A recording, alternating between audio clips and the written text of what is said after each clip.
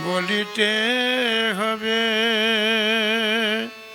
પુલક સરી હરિ હરિ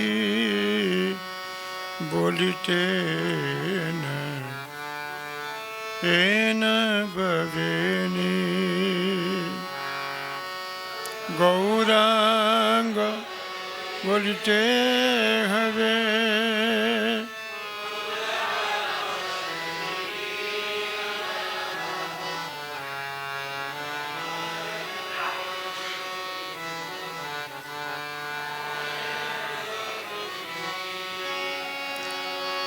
आर कबे निताई चंद करुणा हरिवे संसार वसन मोरा कब तुक्ष हवे आर कबे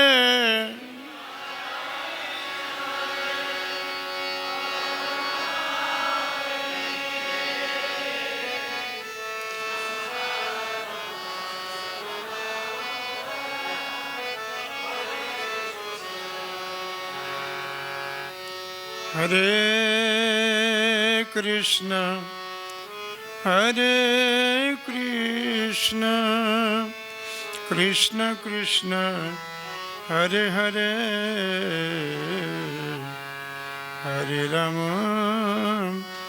हरे राम राम हरे हरे कृष्ण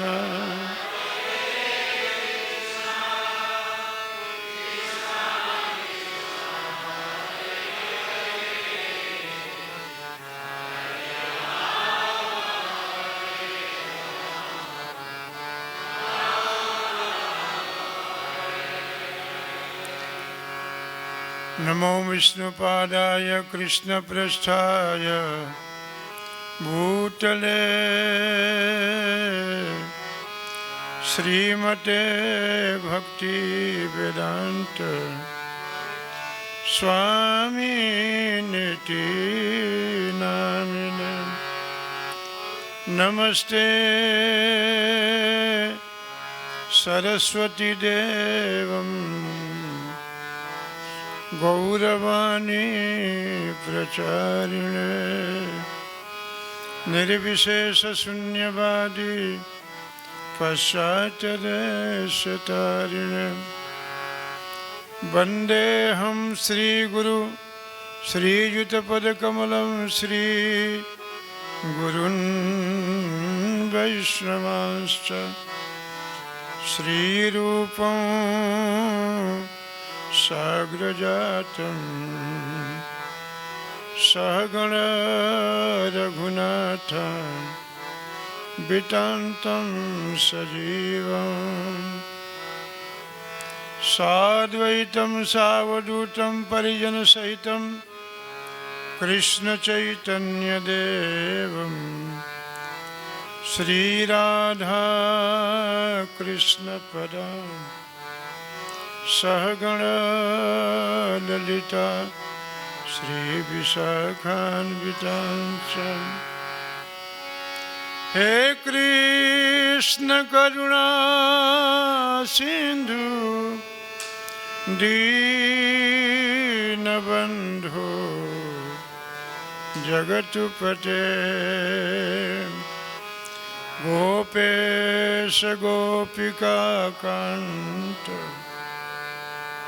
राधा कांत नमस्तुते तप्त कांचन गौरांगी राधे वृंदावनेश्वरी वृषभानुसुते देवी प्रणमामि हरिप्रिये आराध्यो भगवान् ब्रजस्तनयस्तधाम वृंदावनम रम्या काचिदुपासना व्रजवधूवरगेण्यकल्पिता श्रीमद्भागवतं प्रमाणममलं प्रेमापुमर्थो महान् श्रीचैतन्यमहाप्रभु मतमिदं तत्राधरो नः परम् किरातहुणान्धपुलिन्दपुलकसा आभीरकङ्कार्यवनाकसादया येने च पाप यदुपाश्रयाश्रया शुद्ध्यन्ति तस्मै प्रभविष्णवे नमः। श्री कृष्ण चैतन्य प्रभु नित्यानंद श्री अद्वैत चंद्र जय गौरभक्तवृंद। हरे कृष्ण कृष्ण कृष्ण हरे हरे।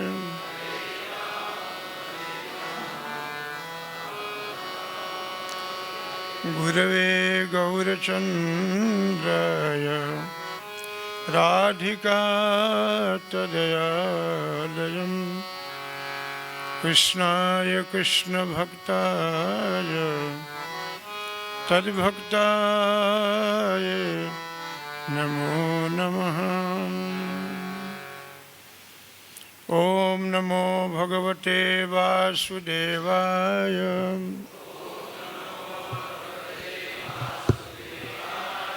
ओम नमो भगवते वासुदेवाय।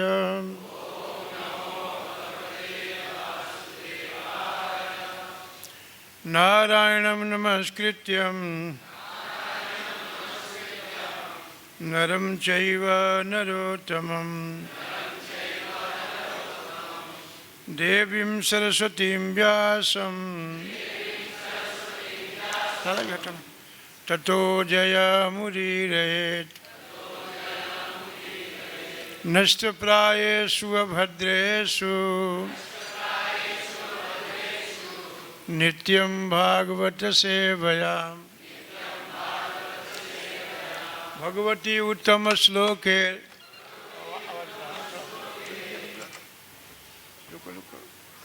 दबा दिया तुमने। निकालो निकालो निकालो निकालो निकालो इसको। श्रीमद्भागवतम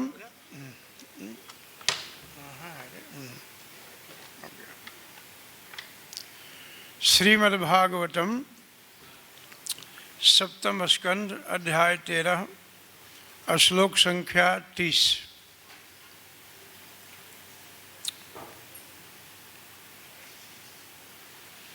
देहयादि विदयतंत्र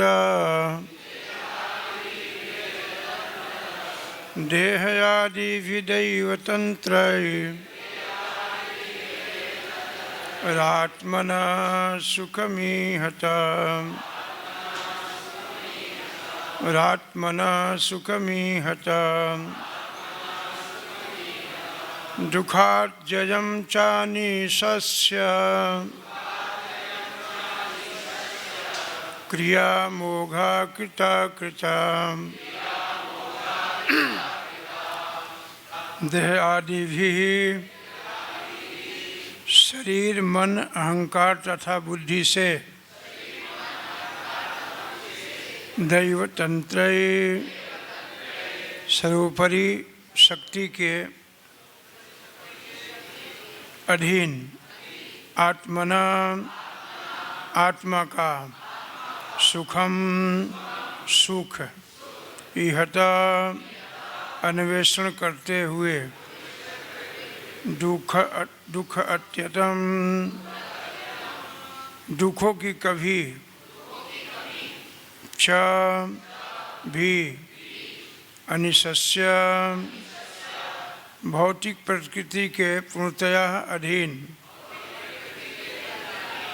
जीव के किया कार्यकलाप तथा योजनाएं मोघा कृता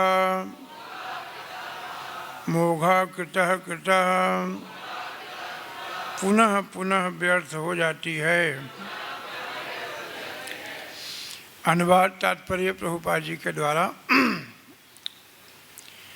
जीव सुख प्राप्त करना चाहता है, जीव सुख प्राप्त करना चाहता है और दुख के कारणों से छूटना चाहता है, लेकिन चूँकि जीवों के विभिन्न शरीर भौतिक प्रकृति के पूर्ण नियंत्रण में होते हैं, अतएव जीव एक के पश्चात एक विभिन्न शरीरों को पाकर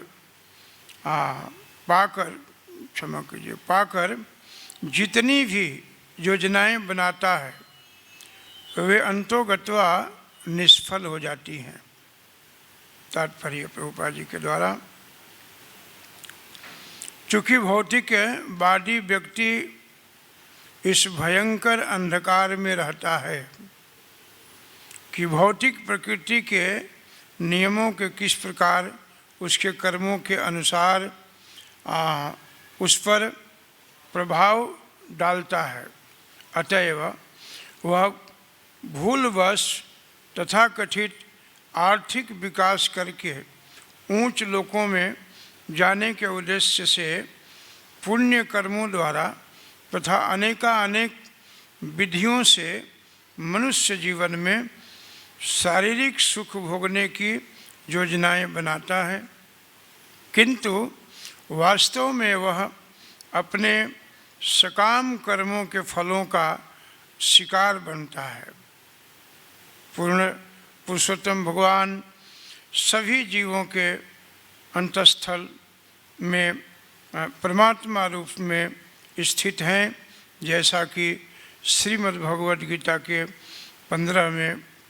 15 में श्री भगवान कहते हैं, सर्वस्य चाहम हृदय सन्निविष्टो मत्तः स्मृति ज्ञानपोहनम च वेदैः सर्व अहमैव वेदो वेदांतकृत वेद विदोह चाहम। मैं सबके हृदय में स्थित हूँ और मुझसे ही स्मृति ज्ञान तथा विस्मृति आती है। जीव की इच्छाएं तथा कार्यकलाप परमात्मा द्वारा देखे जाते हैं, क्योंकि वे उपद्रष्टा अर्थात देखने वाले साक्षी हैं और वे जीव के विविध इच्छाओं की पूर्ति हेतु प्रकृति को आदेश देते हैं, जैसा कि श्रीमद् भगवत गीता के 18वें अध्याय के 61 में स्पष्ट कहा गया है। ईश्वर सर्वभूतानां,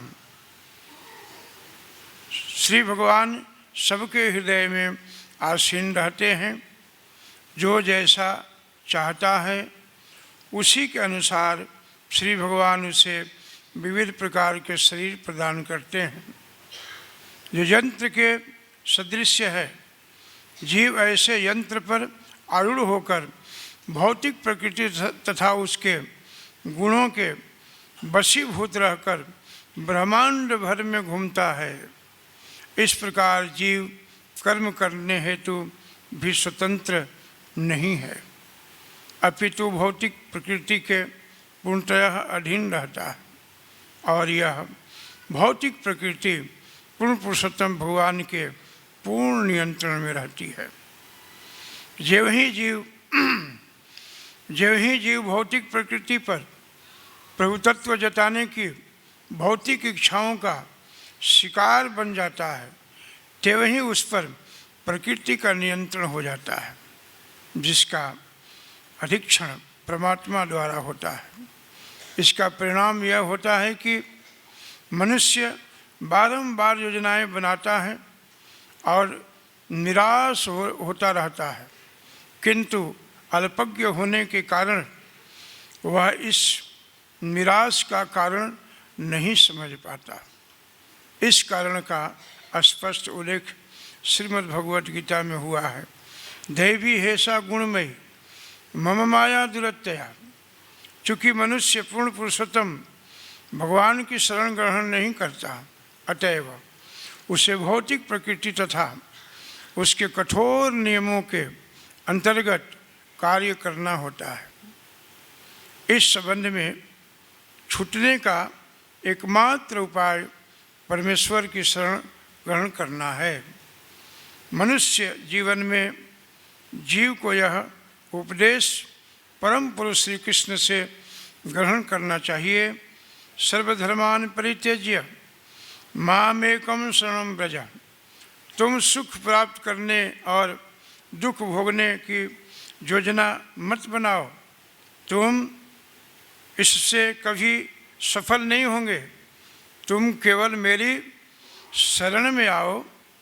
किंतु दुर्भाग्यवश जीव श्रीमद् भगवत गीता में स्पष्ट रूप से दिए गए परमेश्वर के इस आदेश को स्वीकार नहीं करता। इस प्रकार मनुष्य भौतिक प्रकृति के नियमों का निरंतर बंदी बना रहता है। तात्पर्य में प्रभुपाद जी बहुत सुंदर बात लिखते हैं। जीव सुख प्राप्त करना चाहता है। कोई आदमी ऐसा नहीं है जो सुखी नहीं होना चाहता है। सुख सबको अच्छा लगता है, दुख किसी को भी अच्छा नहीं लगता है। दुख से सदा के लिए जीव मुक्ति चाहता है कि दुख से हमारी मुक्ति हो जाए, केवल सुख ही सुख जीवन में रहे। लोगों तो अपने घरों में आरती सजा करके कहते हैं कि सुख संपत्ति घरे आए, सुख और संपत्ति सब घर में आ जाए और कष्ट मिटे तन का, शरीर में कोई कष्ट भी ना रह जाए। उस सुख को भोगने के लिए कोई कष्ट भी नहीं चाहिए। आरती सजा करके भगवान से प्रार्थना करते हैं, लेकिन भगवान का जो आदेश है, उनकी जो आज्ञा है, उसको जीव पालन नहीं करना चाहता है। भगवान के शरण में जीव जाना नहीं चाहता है। सुख जरूर चाहिए, लेकिन सुख की इच्छा करते करते जीवन में दुख का भी दर्शन हो जाता है। प्रभुपाद जी कहते हैं, सुखेरे लागिनु ये घर बांधिया। सुख के लिए हम लोगों ने बहुत सुंदर सुंदर घर का आविष्कार किया, परिवार का आविष्कार किया, परिजनों का आविष्कार किया, सबसे संबंध बढ़ाया, बड़ा सुंदर घर का निर्माण किया। और घर में जब जाने की तैयारी हुई, जाने लगा तो अनले पुड़िया हो ही गए, आग लग करके जल गया, वो खत्म हो गया। इस संसार में किसी व्यक्ति को सुख नहीं है। कोई एक आदमी नहीं कह सकता है इस भीड़ में कि मैं सुखी हूं। कोई तन से दुखी है, कोई मन से दुखी है, कोई धन के बिना उदास घूमता है संसार में। सभी दुखी हैं। सुखी बनना चाहते हो तो राधा श्याम सुंदर के भक्त बन जाओ और सुखी हो जाओगे। सुखी वही है, सुखी वही व्यक्ति है जो भगवान के शरणागति ग्रहण किया है।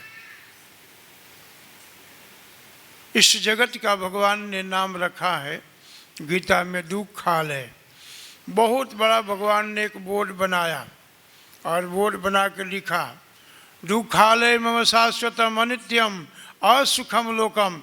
यह जगत अनित्य है और यहाँ किसी व्यक्ति को किसी प्रकार का सुख नहीं है, और इसी दुख में हम सुख ढूंढ रहे हैं।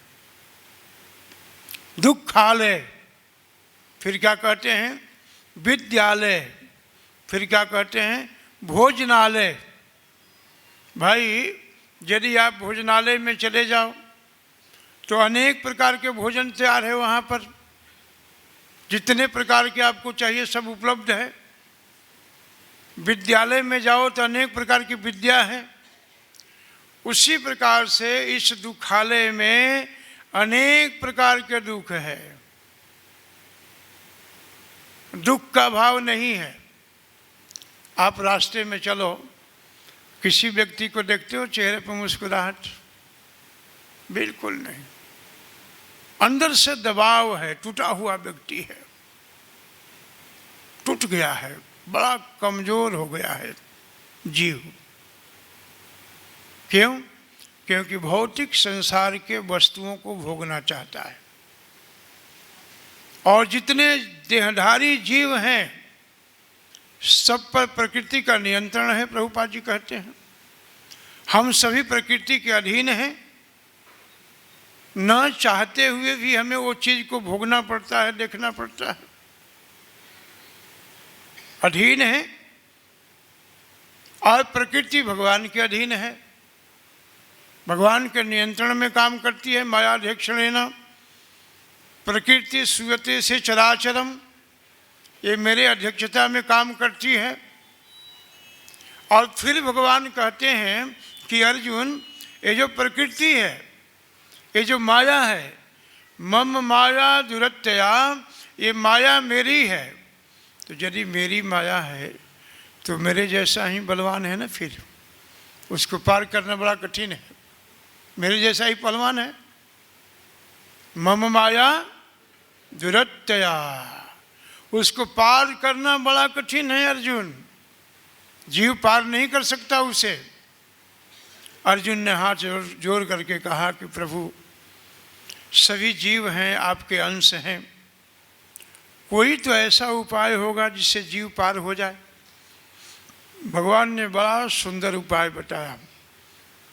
भगवान कहते हैं मामेव ये प्रपद्यन्ते, जीव यदि गुरु कृष्ण के कृपा से ब्रह्मांड में दुख का भ्रमण करते करते गुरु कृष्ण का यदि कृपा मिल जाए, प्रसाद मिल जाए और जीव मेरे पास आ जाए तो माया में तम तरंतिते, माया उससे बिल्कुल स्पर्श नहीं करेगी, टच भी नहीं करेगी। हमें संसार में दुख इसलिए भोगना पड़ता है कि भौतिक संसार के वस्तुओं को ज़्यादा महत्व देते हैं, भौतिक चीज़ों को ज़्यादा रखना चाहते हैं। जैसे कि सुबह 3:30 बजे उठना है तो सोना चाहते हैं हम सब, 4 नियमों का पालन करना है तो हम उसको खाना चाहते हैं, उसको तोड़ना चाहते हैं। संसार के बढ़िया से बढ़िया वस्तु हमारे घर में होना चाहिए, ये मन में लोभ है। ये उस व्यक्ति के पास ऐसा व्हीकल गाड़ी है तो मेरे पास भी होना चाहिए, और यदि नहीं है तो उसके लिए अथक परिश्रम करना।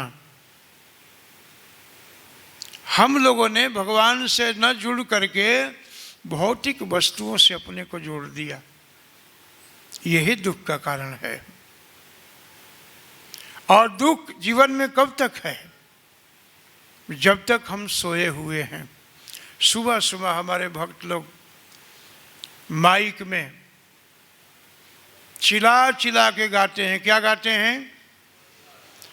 निंद्रा छड़ी उठ जीवा।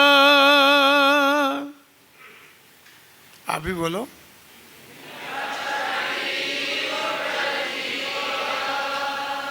निंद्रा छोड़ो और जगो उठो।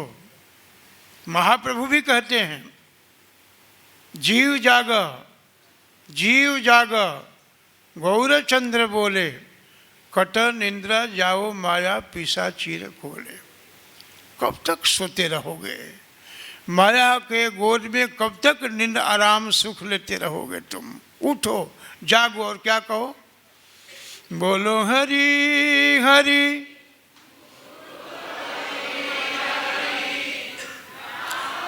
कृष्ण हयग्रीव। बोलो हरि हरि राम कृष्ण कहते रहो, हमेशा चिल्लाते रहो। जिह्वा का ऐसा अभ्यास होना चाहिए कि जिह्वा निरंतर कृष्ण के नाम बोलता रहेगा, माया स्पर्श नहीं करेगी आपको।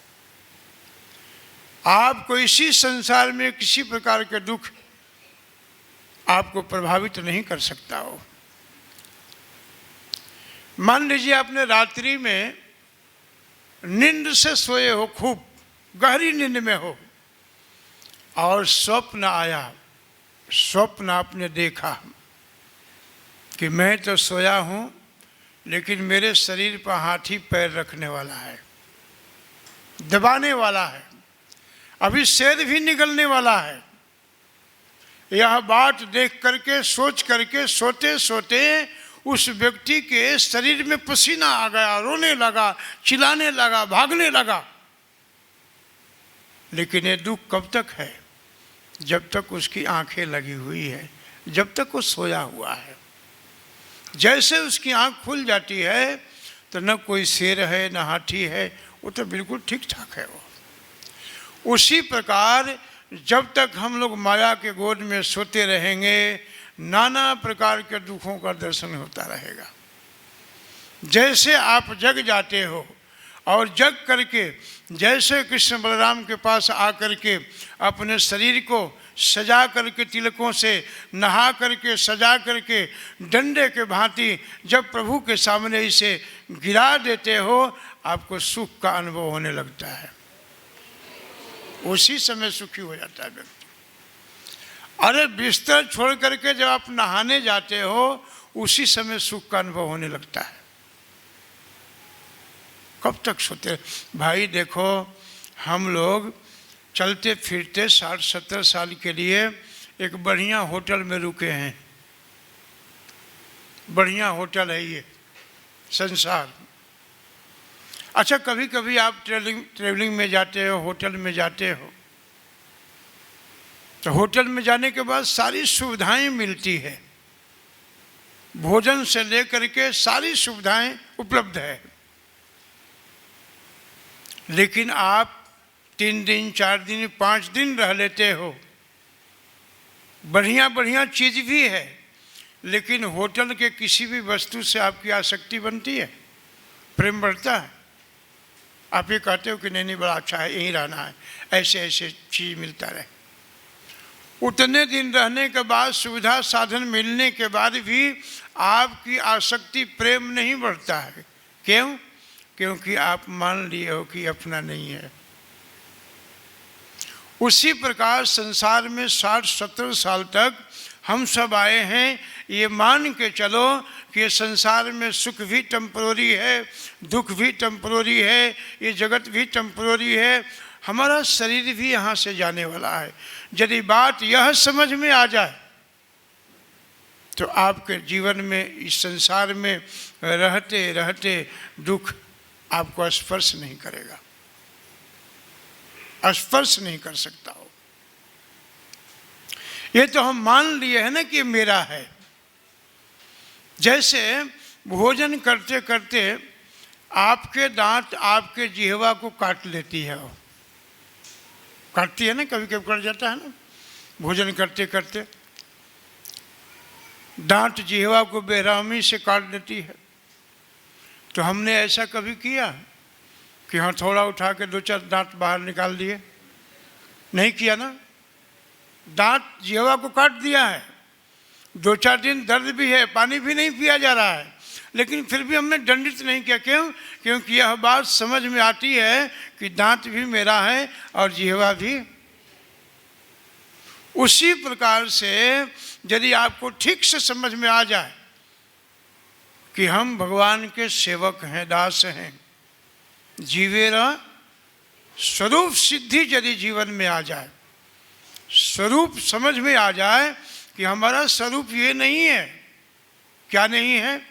प्रहलाद जी अपने उपदेश में कहते हैं, देहापत्र कलात्रादिषु आत्मसन्यस्य सस्वपि तेषां प्रमत्त निधनम पश्यन अपि न पश्यति। प्रभुपाद जी बार बार इस श्लोक को दोहराते हैं कि दुख का कारण ये है कि देह में बहुत आसक्ति है, देह से बहुत प्रेम करते हैं, हमेशा भय लगा रहता है, अरे कोई मार न दे, कोई अपमान न कर दे, मृत्यु न आ जाए, ये भय लगा रहता है।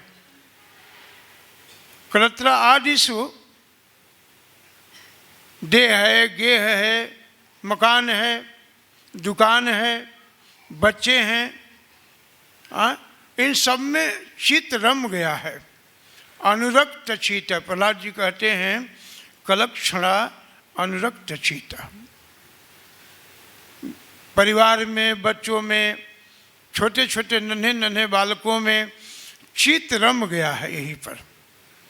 दुख मिलने के बाद भी चित्त वहाँ से उद्विग्न नहीं होता है, हटता नहीं है। ये सब को धीरे धीरे धीरे धीरे हम लोगों को त्याग करना पड़ेगा, छोड़ना पड़ेगा। यदि आप हम सब पूर्णतः सुख चाहते हैं, शांति चाहते हैं इस जगत में, तो पूर्णतः संसार के वस्तुओं को सत्संग के माध्यम से, संतों के संग के माध्यम से, दर्शन के माध्यम से, गुरु के उपदेश के माध्यम से धीरे धीरे संसार के हर वस्तु को समझने का कोशिश करो। हम संसार में लोगों को समझते हैं, लोग समझ में नहीं आते हैं। भगवान को कोई नहीं समझना चाहता है। एक बेचारे पति पत्नी थे, 25 साल शादी का हो गया था, और एक दिन भयंकर झगड़ा हुआ पति पत्नी में। अनुभव होगा आप लोगों को, कभी कभी होता है बड़ा भयंकर, छोटी छोटी बातों पर हो जाता है। भयंकर लड़ाई हुई, खूब लड़ाई हुई। पति बड़ा डिस्टर्ब हुआ। पति ने कहा राम राम, शादी के 25 साल बीत गया है, आज तक तुमको मैं समझ नहीं पाया। तुम क्या बनी है मैं समझ नहीं पाया। पत्नी उत्तर देती है, तू क्या मुझे समझेगा, जिसने बनाया वो भी नहीं समझ पाया। भगवान ने प्रकृति को बहुत सोच करके बनाया है, बहुत सोच समझ करके। ये माया है। इससे धीरे धीरे छूटने का एक ही उपाय है, मामेवये प्रपद्यन्ते, मेरे शरण में आ जाओ, पार हो जाओगे। कोई समस्या, कोई दिक्कत नहीं होगी तुम्हें। लेकिन जीव जाना नहीं चाहता है, सोचता है कि चलो एक दिन मंगल आरती छूट जाए तो क्या बात है, एक दिन भोजन छोड़ के देखो, नहाना छोड़ के देखो, रिश्तेदारों से मिल करके ना मिल करके देखो, एक दिन मोबाइल ना देखो, उसको त्याग करो। जान है मोबाइल, जान सब छूट जाए। पैसा ना हो चल जाएगा, पैसा तो है मोबाइल में, मोबाइल ना छूटे। आंख दिखता नहीं है फिर भी देखते रहते हैं ऐसे ऐसे, और एक बार खुल गया तो फिर माया अपनी प्रभाव दिखाती रहती है। घंटों बीत जाता है, फिर भी हाथ में कभी कभी जपमाला भी होता है, हरे कृष्णा ऐसे ऐसे करते रहेंगे, हरे कृष्णा। ये कौन सा जप है भाई, इस जप से कहाँ भगवान प्रसन्न होने वाले हैं। आप सब ऐसे नहीं हैं, लेकिन मैं जनरली देखता हूँ लोगों को, फिर मैं कुछ बोलता नहीं हूँ, कहता हूँ कि चलो अपनी रुचि है। भाई संसार में मेला लगी हुई है, सामान से भरा हुआ है। अब आपके ऊपर है कि आप क्या चीज़ खरीदना चाहते हो। आप हरिनाम खरीदना चाहते हो कि संसार के वस्तु खरीदना चाहते हो। आप गुरु के पाद पद्मों में जाना चाहते हो कि संसार के लोगों के पाद पद्मों में जाना चाहते हो। चॉइस आपकी है, इसमें आप चुनाव करो। इसमें जीव स्वतंत्र है। भगवान कहते हैं मता स्मृति ज्ञान पोहनम च, हे अर्जुन, ज्ञान भी मेरे से ही मिलता है और अज्ञानता की भी प्राप्ति मेरे द्वारा ही होता है। जीव यदि मुझे जानना चाहता है, जीव मुझे यदि चाहता है कि मैं प्रभु को समझूं, जानना चाहता है, तो भगवान उससे प्रचुर मात्रा में अंदर बैठ करके अंदर ही तो बैठे हैं। प्रभुपाद जी बार बार अपने लेक्चरों में कहते हैं, Krishna is the very near and very dear. वे बहुत नज़दीक हैं और जीव के शुभचिंतक हैं, चाहने वाले हैं। उनके जैसा संबंधी और संसार में कोई हो ही नहीं सकता है। पितामहस्य जगतो माता धाता पितामह। यदि आप संबंध के अंतर्गत संबंध में भी भगवान को बनना चाहते हो, वो बनने के लिए तैयार बैठे हैं। तुम तो कम से कम बनाओ। वो भाई बनना चाहते हैं, आपके दादा बनना चाहते हैं, आपके माता बनना चाहते हैं, आपके धाता पोषण करने वाला चाहते हैं, लेकिन जीव संबंध जोड़ता ही नहीं है। संसार में न जाने जो संबंध जोड़ने योग नहीं है उसको भी जोड़ करके रखते हैं। दीदी के दीदी के दीदी का देवर, मामा के मामा के मामा के लड़का का पत्नी, ये संबंध जोड़ करके रखे हैं। लेकिन भगवान हमारे आज तक क्या लगते हैं, भगवान से क्या संबंध है। मैं संतों की बात करता हूँ, भगवान हमारे संबंध में क्या लगते हैं, आज तक संबंध पक्का नहीं हुआ। संबंध नहीं जोड़ा हम लोगों ने भगवान से। भगवान तो कहते हैं पितामहस्य, मैं तुम्हारा पिता हूँ, तुम्हारा जनक हूँ, तुम्हारा पालन करने वाला हूँ मैं। पितामहस्य जगतो, इस जगत का मैं पिता हूँ।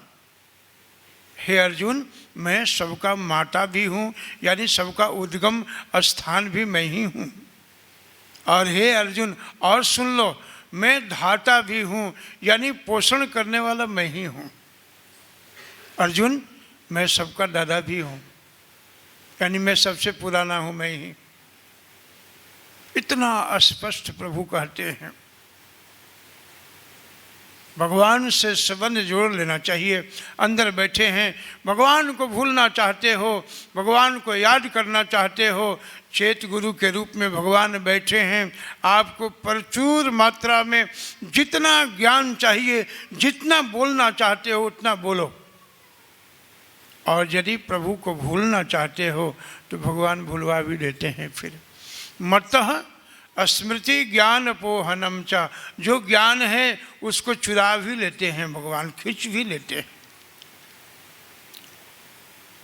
इसलिए क्या करना चाहिए, भगवान के साथ ठीक से, भगवान ने, प्रभुपाद जी ने अंतिम श्लोक में लिखे हैं कि भगवान ये बात बार बार कहते हैं, सभी धर्मों को परित्याग करके मेरे शरण में आ जाओ।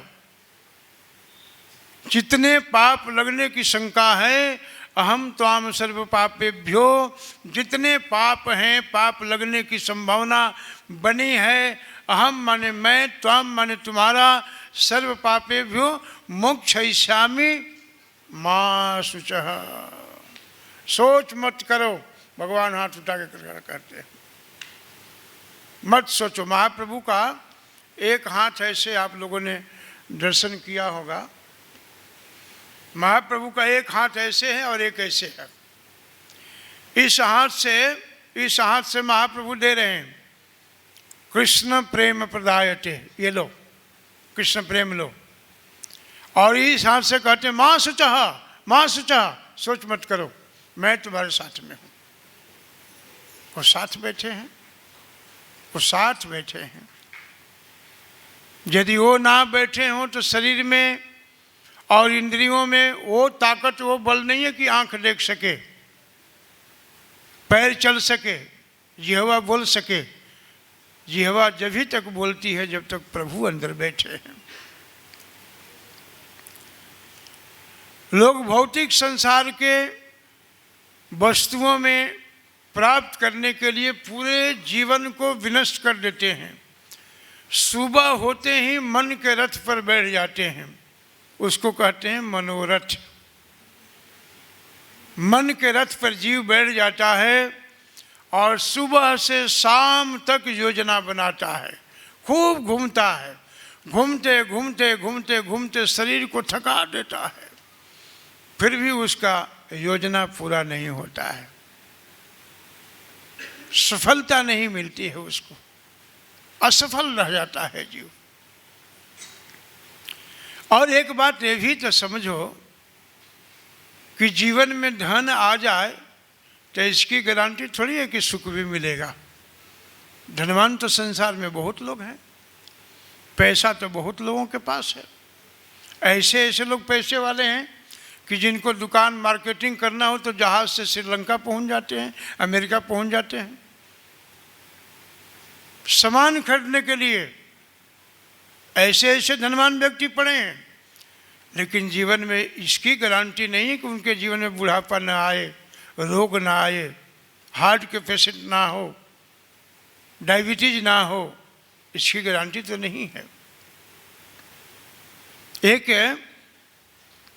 बड़ा निर्धन गरीब व्यक्ति था, बड़ा किंचन था। उसके पास पैसा नहीं होता था, महीने के 500 रुपया का सोच रखता था केवल कि इतना मिल जाए काम चल जाएगा। सब्जी का ठेला लगाता था, प्रतिदिन उसका यही काम था। एक दिन घूमते घूमते सब्जी लेकर के क्या देखा कि दुकान में लिखा है यहाँ लॉटरी का दुकान है, लॉटरी लग रही है यहाँ पर। उसने कहा कि सब्जी बेचते बेचते मैं थक गया हूँ, हे प्रभु ऐसी कृपा करो कि मैं टिकट खरीदने जा रहा हूँ और ये पैसा मेरे को मिल जाए। 500 रुपये में उसका काम ठीक से चलता था, कोई दिक्कत नहीं था उसको।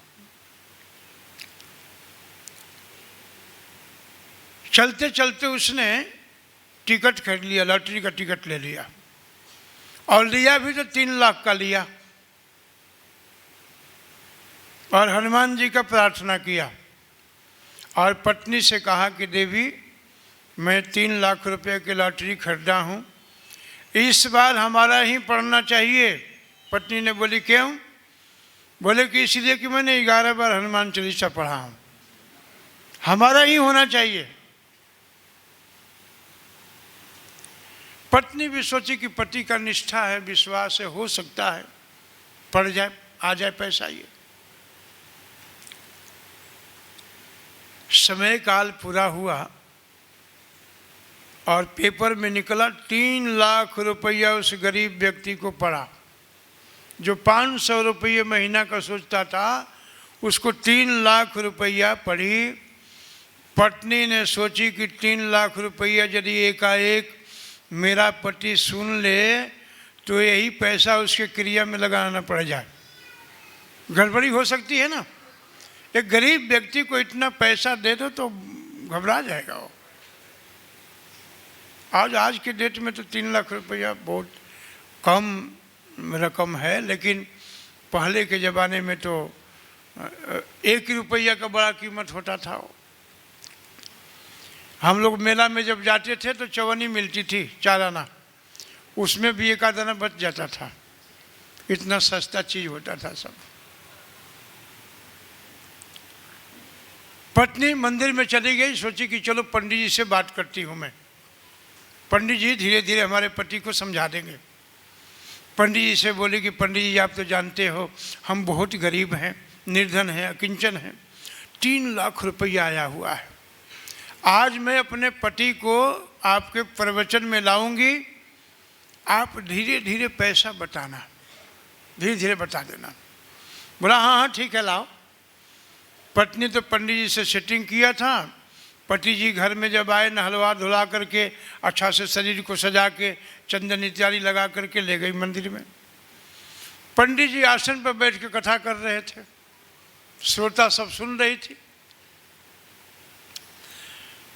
पंडित जी कथा के बीच में बोले कि भाई सोहन लाल जी, आपको यदि 1 लाख रुपया मिलेगा तो क्या करोगे? उस सब्जी वाला व्यक्ति ने कहा कि महाराज जी 1 लाख रुपये का क्या कीमत है, घर घुर टूट गया है, थोड़ा घर को ठीक करा लूँगा, बच्चों को ऐसे स्कूल में डाल दूँगा, 1 लाख रुपया ख़त्म हो जाएगा। पंडित जी ने कहा कि चलो 1 लाख रुपया पचा लिया इसने, गड़बड़ी नहीं हुआ, बच गया इसको। कथा आगे बढ़ी। पंडित जी ने पूछा कि अच्छा 2 लाख मिलेगा तो क्या करोगे? उसने कहा कि सरकार दूसरा लाख मिलेगा तो बेटा बेटी के अच्छे घरों में शादी कर दूंगा, 2 लाख भी खत्म हो जाएगा। 2 लाख खत्म हो गया। कथा आगे बढ़ी। पंडित जी ने अब तीसरा लाख तो बतानी थी ना उसको। पंडित जी ने कहा कि भाई 3 लाख मिलेगा तो क्या करोगे? उस सब्जी वाला व्यक्ति ने हाथ फेरते हुए दाढ़ी पर कहा कि सरकार 2 लाख, मेरा तो 2 लाख में काम चल गया, वो जो तीसरा लाख जो है ना मैं आपको दे दूंगा। पंडित जी का हाथ फेल हो गया।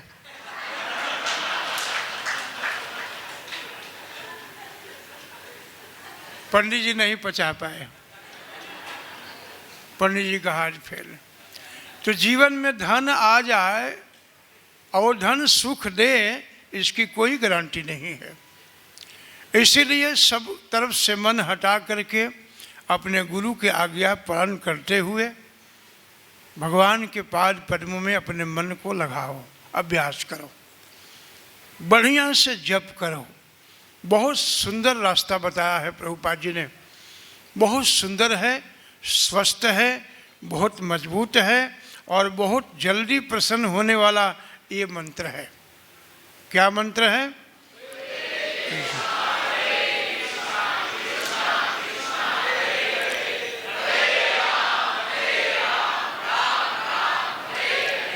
अब ये जो जप करना है ना, एक हाथ में मोबाइल लेकर के नहीं, कैसे घुमाते रहें, हरे कृष्ण बोलते रहें, उसको लेकर के नहीं। इस मंत्र को ऐसे जपना है जैसे महाप्रभु ने उपदेशों में बताया। महाप्रभु एक बार जब नाम लेते थे ना, कृष्ण कहते थे, तो महाप्रभु गिर जाते थे। बहुत दिन की बात थोड़ी है। सर गोस्वामी उनके शिष्य हैं लोग हैं।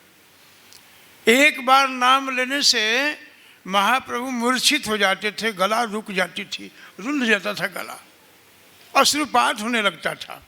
तो चलो वो अवस्था ना आए, लेकिन आनंद तो आना चाहिए।